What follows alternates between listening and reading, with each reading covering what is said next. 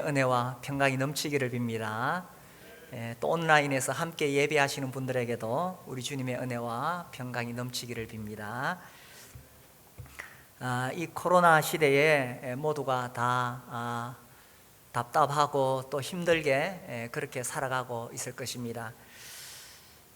끝이 보일 것 같았는데 또 여기저기서 확진자가 생기고 있지요.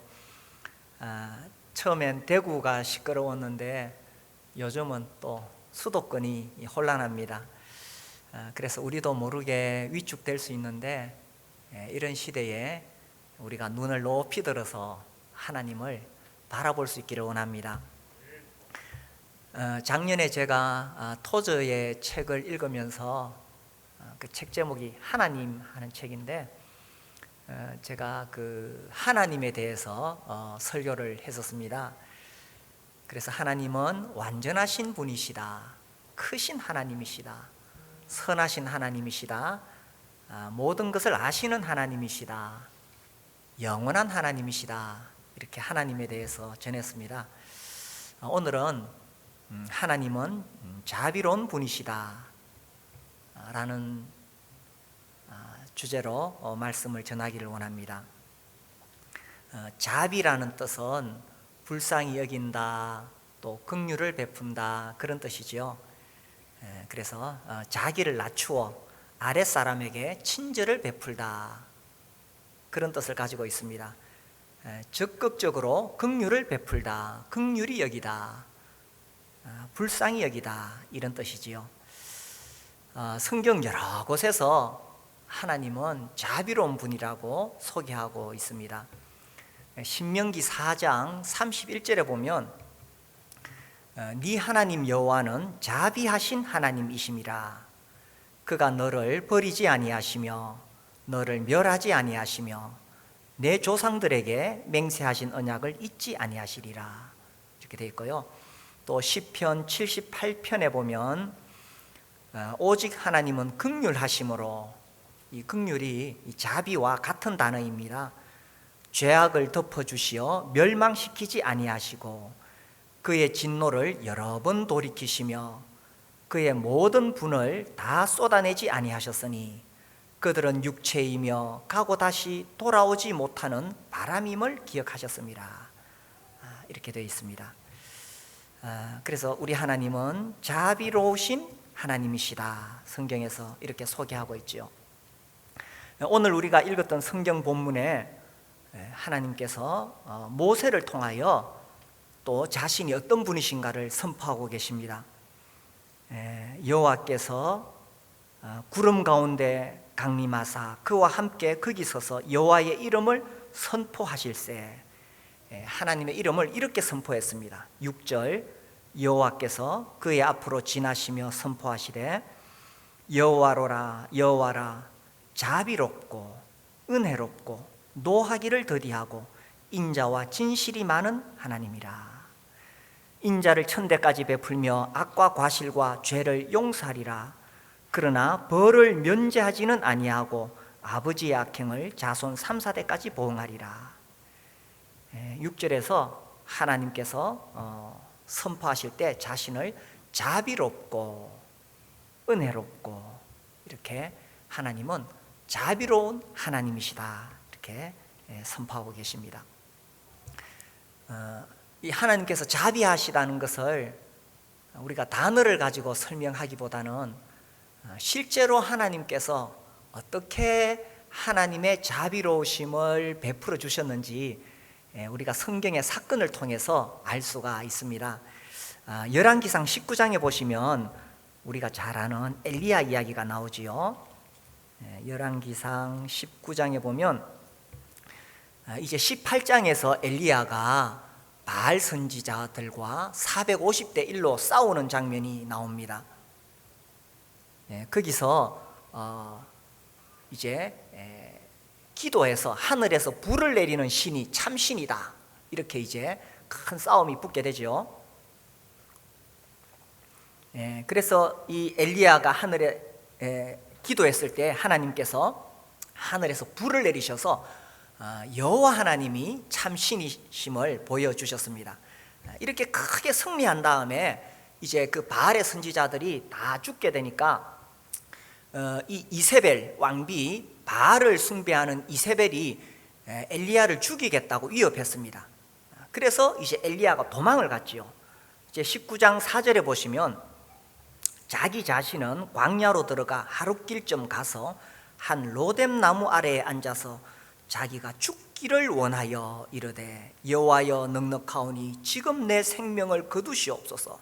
나는 내 조상들보다 낫지 못하나이다 하고, 이 엘리야 정말 대단한 하나님의 종, 훌륭한 선지자인데 왕비가 자기를 죽이겠다고 하니 겁을 잔뜩 먹었습니다. 그 450명 바알 선지자 앞에서도 조금도 기죽지 않고 당당하게 맞서 싸웠는데, 그렇게 큰 승리를 얻었는데 지금은 완전히 기가 죽어서 지금 도망을 왔습니다. 그리고는 너무 힘드니까 자기가 죽기를 원하여 하나님 내 생명을 거두어 주십시오 하고 죽고 싶다고 그렇게 하나님께 기도합니다. 뭐 혹시 이런 적이 있습니까? 살다가 너무 힘들어서 아유 정말 죽고 싶다, 하나님 차라리 나를 좀 죽여주십시오, 나 사는 것이 너무 힘듭니다. 정말 사면 초가에 갇힌 것처럼 느껴지고 모든 사람들이 다 자기를 멀리하고 버린 것 같고 하나님도 나를 떠난 것 같은 그런 느낌을 가진 적이 있습니까? 지금 또 코로나로 인해서 우리 모두가 어려운 그런 상황을 겪고 있습니다. 또 우리 성도들 중에도 혹시 경제적으로 어려운 분이 계실지 모르겠습니다. 그리고 계속 이렇게 코로나 이야기가 나오니까 우리가 심리적으로 위축되고 힘들지요. 그래서 우리가 살다 보면 이렇게 답답하고 어려울 때가 많이 있습니다. 자, 그래서 이 엘리야가 정말 하나님 나 죽고 싶습니다 이렇게 고백했을 때 하나님께서 어떻게 하셨느냐? 5절에 보면 로뎀 나무 아래에 누워 자더니 천사가 그를 어루만지며 그에게 이르되 일어나서 먹으라 하는지라. 본적 머리맡에 숯불에 구운 떡과 한 병 물이 있더라. 이에 먹고 마시고 다시 누웠더니, 이 엘리야가 너무 힘들어서 지쳐 쓰러졌을 때에 하나님께서 천사를 보내셨지요. 근데 천사가 와서 이 지친 선지자에게 떡과 물을 주기 전에 먼저 어떻게 했습니까? 천사가 어떻게 했어요? 그를 어루만지며. 이 표현이 참 좋지요. 어루만지며. 천사가 영인데 영인 천사가 어떻게 어루만졌는지 이해할 수는 없지만 이 어루만졌다는 것은 정말 그 하나님의 자비의 손길이 천사를 통해서 전해진 것으로 그렇게 여겨집니다. 이 어루만지는 거, 그죠? 요즘은 뭐 아이들이 아프다 그러면 당장 병원에 데리고 갑니다. 근데 우리가 어렸을 때는 배 아프다 그러면 엄마가 이렇게 배를 어루만지시면서 엄마 손은 약손이다, 이렇게 엄마 손은 약손이다, 이렇게 배를 어루만져 주셨어요. 그럼 참 신기하게 또 나았습니다. 그게 어떻게 과학적으로 가능하냐? 제가 전에 한번 어떤 신문 기사를 보니까 또 그게 과학적으로 가능하대요. 이 엄마의 이 사랑의 손길이 이렇게 배를 쓰다듬을 때 거기서 무슨 파가 나온대요. 무슨 파가 나와가지고 그래서 이 아픈 부위를 싹 치유를 한답니다. 그래서 아픈 사람들을 정말 사랑의 손길로 어루만져 줄 때에 또 병을 이길 수 있는 그런 또 에너지가 나온대요. 그래서 우리가 서로 악수를 나누고 또 포옹하고 이게 정말 정이 오가고 거기서 이렇게 힘을 얻을 수가 있잖아요. 지금은 코로나 때문에 우리가 악수도 못하고 또 교회 애기들이 왔는데 그 귀여운 애기들을 안아보지도 못하고 그냥 눈으로만 지켜봐야 되는 참 어려운 시기입니다. 그래도 이 어루만진다는 것은 정말 그 사랑의 손길이죠. 주님께서 이 엘리야가 어렵고 힘들어서 지쳐 있을 때 천사를 보내셔서 그 어루만지는 손길을 느끼게 했던 것입니다. 어떻게 보면 이 엘리야가 책망을 받을 그런 상황이 아닐까요? 사실 엘리야가 그 450대 1로 싸울 때 하늘에서 불이 내린 건 누가 불을 내리신 거예요? 엘리야가 무슨 능력이 있어서 하늘에서 불이 내려온 건 아니잖아요. 하나님께서 불을 내리셨습니다. 그런 하나님을 이 엘리야가 믿었다면 설사 이세벨이 자기를 죽이겠다 그래도 하늘에서 불을 내리신 하나님이 자기와 함께 하시는데 뭐 겁먹을 게 있겠어요. 그래서 하나님이 엘리야야, 너 도대체 나를 믿느냐 안 믿느냐? 내가 너를 능히 보호해 줄 수 있는데 뭐 겁을 먹고 도망을 가느냐? 이렇게 하나님께서 책망하실 수도 있습니다. 그런데 하나님 그렇게 하시지 않으셨죠. 이 지쳐서 쓰러진 엘리야를 보시고 하나님께서 불쌍히 여기셨던 것입니다. 그래서 천사를 보내셔서 엘리야를 어루만져 주시는 거예요. 이게 하나님의 마음입니다. 하나님 그분의 마음, 하나님 그분의 속성이 자비라는 거예요.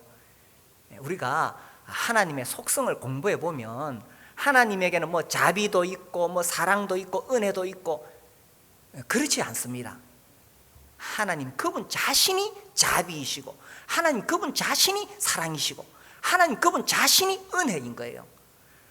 그러니까 하나님의 어떤 일부분이 자비이고 일부분이 사랑이고 그런 것이 아니라는 거예요. 하나님 그분이 사랑이시고 하나님 그분이 자비이신 거예요.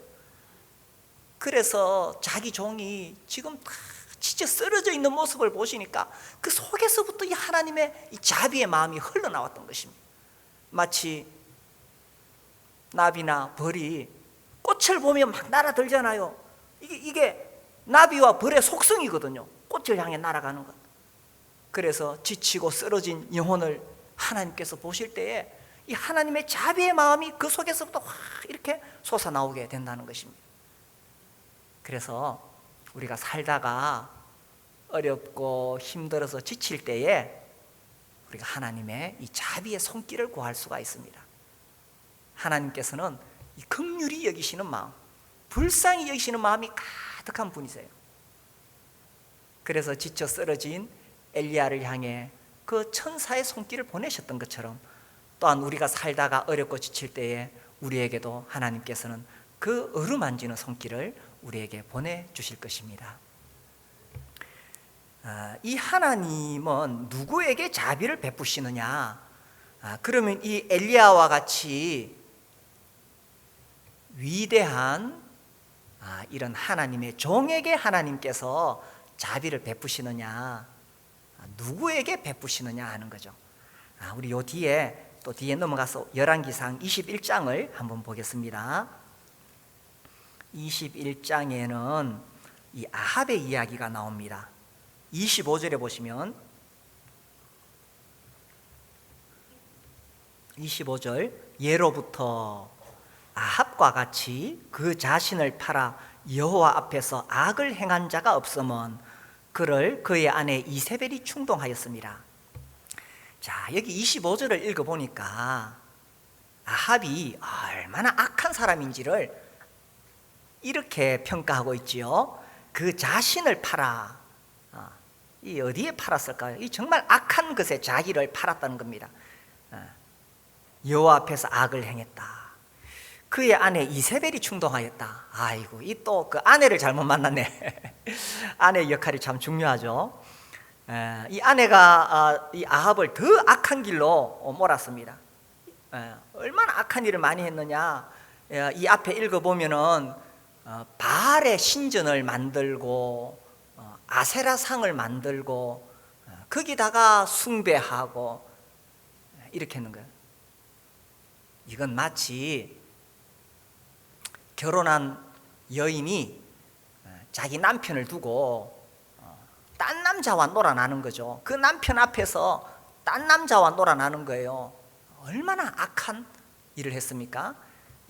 그래서 이 아합은 또 여호와의 선지자 하나님의 종들을 붙잡아다가 핍박하고 죽이고 이렇게 했어요.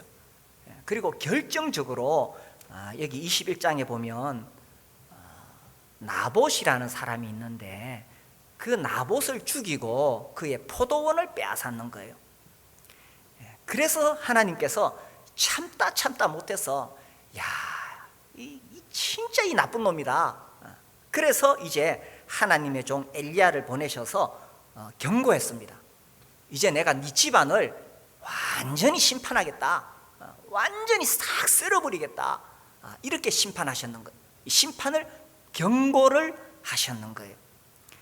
그래서 이제 이 아합이 얼마나 나쁜 왕이기에 이렇게 하나님께서 심판을 경고하셨느냐. 25절이에요. 방금 읽은 예로부터 아합처럼 악한 사람이 없었다라는 것입니다. 그리고 26절에 보면 그가 여호와께서 이스라엘 자손 앞에서 쫓아내신 아모리 사람의 모든 행함같이 우상에게 복종하여 심히 가증하게 행하였더라. 정말 악한 짓을 했던 것입니다. 그래서 도저히 용서받지 못할 왕이다. 이럴 때는 용서받지 못할 왕이 아니라 못할 놈이죠. 도저히 용서받지 못할 놈이다. 이래서 하나님께서 이 엘리야를 통해 경고를 하셨는데, 자, 이 경고를 받고 아합이 어떻게 했느냐? 27절에 아합이 이 모든 말씀을 들을 때에 그의 옷을 찢고 굵은 배로 몸을 동이고 금식하고 굵은 배에 누우며 또 풀이 주고 다니더라. 이 아합이 이제 자기 집안이 다 망하게 되었다는 선지자의 경고를 듣고는 완전히 겁에 질린 거예요. 그래서 옷을 찢고 굵은 배로 몸을 동였다는 것은 이 구약 시대의 회개의 상징입니다. 그래서 거기서 밥도 안 먹고 이제 죽겠구나 하면서 풀이 죽어가지고 기가 죽어가지고 완전히 이제 죽을 쌍을 가지고 그렇게 다녔어요. 자, 그때에 우리 29절에 보시면 여호와의 말씀이 디셉 사람 엘리야에게 임하여 이르시되, 29절, 아합이 내 앞에서 겸비함을 네가 보느냐. 이 겸비한다는 것은 겸손하게 자기를 낮춘다는 뜻이지요. 그가 내 앞에서 겸비함으로 내가 재앙을 저의 시대에는 내리지 아니하고 그 아들의 시대에야 그의 집에 재앙을 내리리라 하셨더라. 하나님께서 심판을 연기해 주신 것입니다. 이 아합이 이렇게 악한 왕이지만 이 아합이 이 심판의 경고를 듣고는 옷을 찢고 밥을 굶고 그렇게 기가 죽어서 다니니까 하나님께서 이 아합을 바로 심판하려고 하시다가 심판을 조금 이 아들대로 미루어 주셨어요. 자, 여기서 우리가 이제 생각해 볼 수 있는 것은 이 27절에 보니까 아합이 이렇게 했는데, 그럼 아합이 정말 하나님 앞에서 진실된 마음으로 회개를 했느냐 하는 것입니다. 근데 우리가 그 뒤에 22장을 읽어보면 그렇지 않아요. 진실하게 회개한 아합이 아니에요. 22장 보면은 하나님께서 또 미가야라는 선지자를 통해서 하나님 말씀을 분명하게 알리셨거든요. 그런데도 그 하나님 말씀을 가벼이 여기고 불순종합니다. 이걸 봤을 때에 이 27절의 이 아합의 행동이 진실로 하나님 앞에 회개한 모습이 아니라는 거예요. 그런데도 하나님이 이 아합을 즉각적으로 심판하지 않았습니다. 왜 그랬을까요? 아합이 이렇게 하니까 하나님이 속으신 것일까요? 하나님이 속겠어요? 우리의 심령을 꿰뚫어 보시는 하나님이 어떻게 속을 수가 있겠어요? 하나님 다 아시는 거예요. 그러나 그럼에도 불구하고 이 아합에게 즉각적으로 심판을 내리겠다고 하신 것을 연기하신 이유가 뭐냐는 것입니다. 이 아합이 그 심판의 경고를 듣고 옷을 찢고 이렇게 굶고 있으니까 이 또 하나님의 자비의 속성이 막 발동을 했는 거예요. 이 영혼을 불쌍히 여기시는 그 하나님의 마음이 또 속에서부터 막 올라왔는 거예요.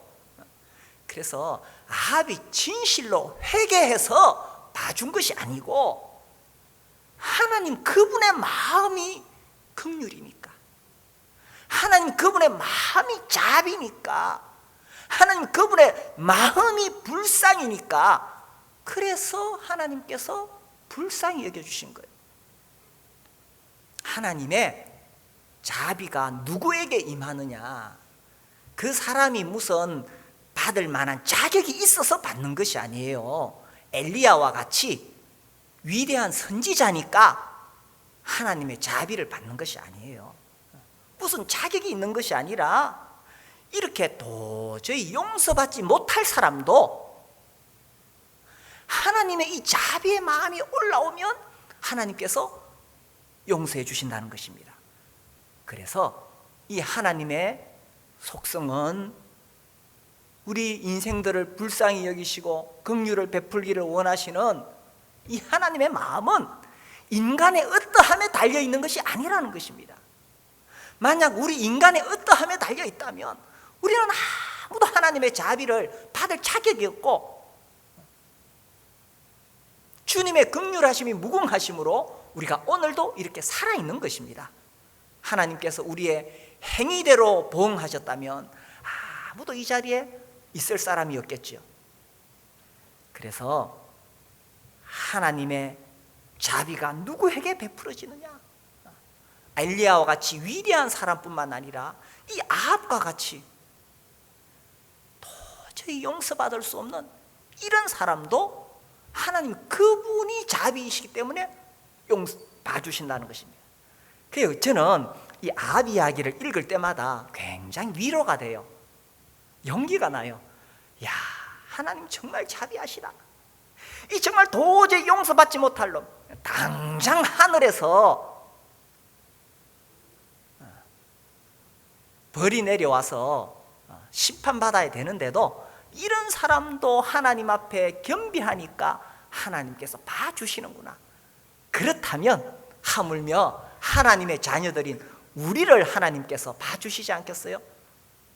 그래서 우리가 하나님 앞에 엎드리고 하나님의 용서를 구하고 하나님의 긍휼을 구한다면 우리 하나님께서는 우리를 불쌍히 여기시기 때문에 자비를 베풀기를 원하신다는 것입니다.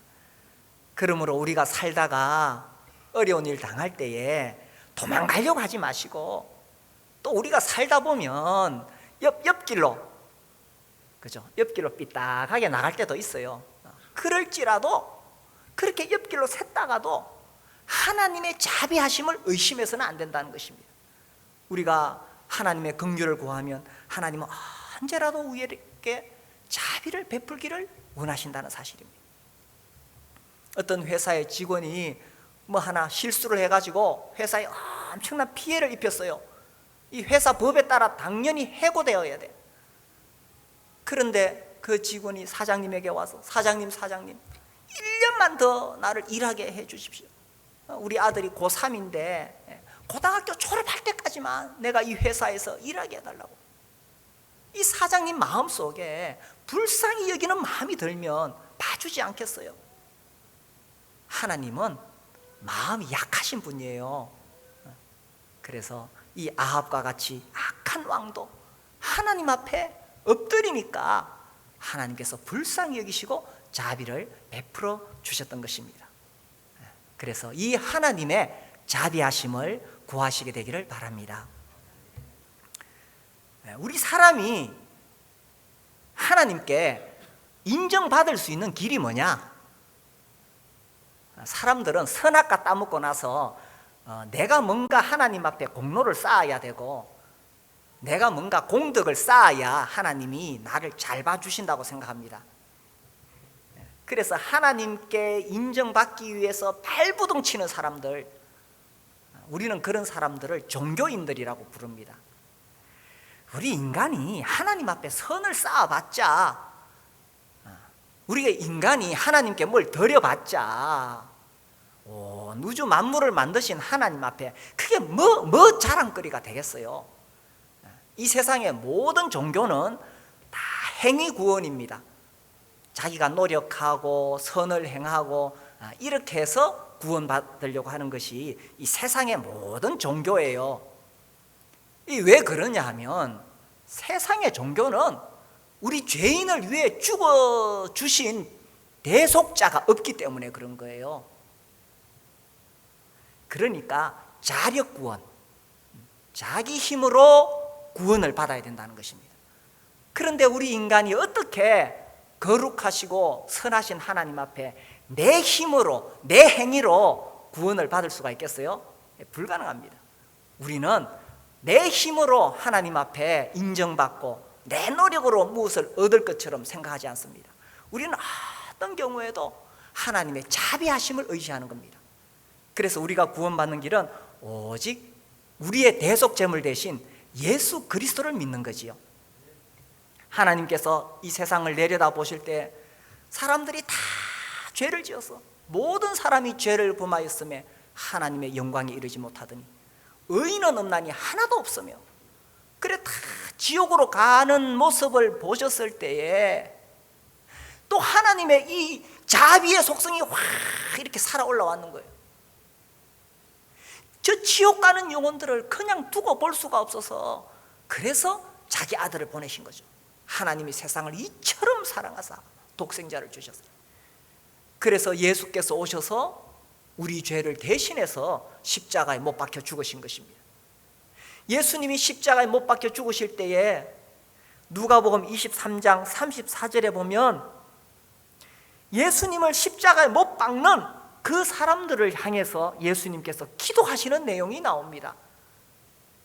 이에 예수께서 이르시되 아버지, 저들을 사하여 주옵소서. 어떻게 해서 이런 기도가 흘러나오게 되었을까요? 자기를 향해서 침뱉고 조롱하고 채찍질하고 십자가에 못 박는 그 못되고 악한 피조물 죄인들을 향해서 아버지, 저들을 사하여 주옵소서. 자기들이 하는 것을 알지 못함이니이다. 어떻게 해서 이런 기도가 나오게 되었을까요? 하나님이신 예수님, 그분이 자비이시기 때문입니다. 그분 속성이 자비이기 때문에 이 자비의 마음이 흘러나오는 거예요. 그래서 우리가 구원받는 것은 이 하나님의 자비하심, 우리 주 예수 그리스도의 자비하심을 의지해서 구원을 받게 된다는 거지요. 하나님은 이 놀라운 하나님의 자비가 우리에게 임해서 이 자비가 우리를 통해서 흘러나가기를 원하십니다. 이 누가복음 10장에 보면 우리가 잘 아는 선한 사마리아인의 비유가 나오지요.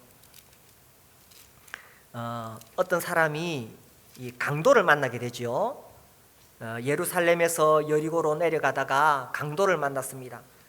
이 갑자기 숨어있던 강도들이 달려들어서 이 사람을 두들겨 패고 옷을 벗기고 막 죽도록 두들겨 패서 머리가 깨지고 코피 흘리고 쓰러져 있습니다.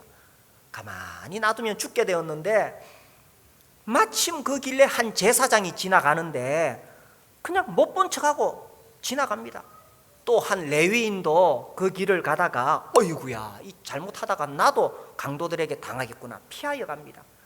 그런데 10장 33절에 보면 어떤 사마리아 사람은 여행하는 중 거기 이르러 그를 보고 어떻게 했어요? 불쌍히 여겨. 사람을 움직이게 하는 것은요, 이 불쌍히 여기는 마음입니다. 이 제사장과 레위인은 종교인을 대표하죠. 날 올바른 설교하고 올바른 입술로는 온갖 좋은 말 다 하는데, 그런데 그 마음에 불쌍히 여기는 마음이 없었다는 것입니다. 저는 이런 구절 읽을 때마다 뜨끔뜨끔합니다. 야, 이 참 내 안에도 이런 모습이 있구나. 제가 아침에 기도하다가 이제 중보기도 하죠. 우리 성도들 목장별로 뭐 이름 쭉 부르면 뭐 기계적으로 이름이 줄줄줄 나옵니다. 그러면서 야, 내가 정말 이 한 분 한 분을 정말 불쌍히 여기는 마음으로 기도하는가, 아니면 기계적으로 해야 되니까 그렇게 하고 있는가, 그런 생각이 문득 들더라고요. 이 어떤 사마리아인은 불쌍히 여겨. 그래서 이제 그 강도 만난 자를 상처를 싸매어 주고 자기 짐승에 태워서 주막에 데려가서 돌보아 줍니다. 그 이제 이 이야기를 예수님이 하신 이유가 있지요. 내 이웃이 누굽니까? 이렇게 물었을 때에 예수님께서 이 비유를 드시잖아요. 그리고 이제 예수님이 딱 질문합니다. 네 생각에는 이 세 사람 중에 누가 강도 만난 자의 이웃이 되겠느냐? 이렇게 36절에 딱 증곡을 찌르죠. 37절 이르되 자비를 베푼 자니이다. 자비를 베푼 자니이다. 예수께서 이르시되 가서 너도 이와 같이 하라 하시니라. 우리 주님은 우리도 이렇게 자비를 베푸는 사람이 되기를 원하신다는 거죠. 서로 불쌍히 여기는 사람. 우리가 한 가정에서 부부 사이에 서로를 불쌍히 여기는 마음이 있어야 된다. 남편은 아내를 볼 때에 참 내 만나가지고 얼마나 고생 많이 하는가, 그런 생각이 한 번씩 안 듭니까? 좀 내보다 성품이 좋고 능력 있는 남자 만났으면 호강하며 살 건데 참 내 같은 사람 만나서 이래 고생을 하는구나. 또 아내도 그런 생각이 들지요. 아이고, 참 우리 남편이 내 같은 아내를 만나서 고생하는구나. 서로 불쌍히 여기는 마음이죠. 목장에서도 우리 목장 식구들 향해서 불쌍히 여기는 마음. 아이고, 오늘도 목장에 안 나오는구나. 오죽했으면. 불쌍히 여기는 마음. 교회 안에서도 우리가 서로를 불쌍히 여기는 마음이 필요합니다. 우리 교회에 다 부족한 사람들 모였지요. 어떤 사람이 자기는 가난한 성도래 교회를 안 나간대. 왜 안 나가냐 물으니까 교회는 다 위선자들만 모였대. 맞습니다. 교회는 다 위선자들만 모였지요. 입술로는 정말 옳은 소리 하는데, 그죠? 그런데 하나님은 이런 위선자들, 그래도 하나님의 자비를 구하는 이 모습을 보시고 불쌍히 여겨주시기 때문에 그래서 우리가 교회에 나오잖아요.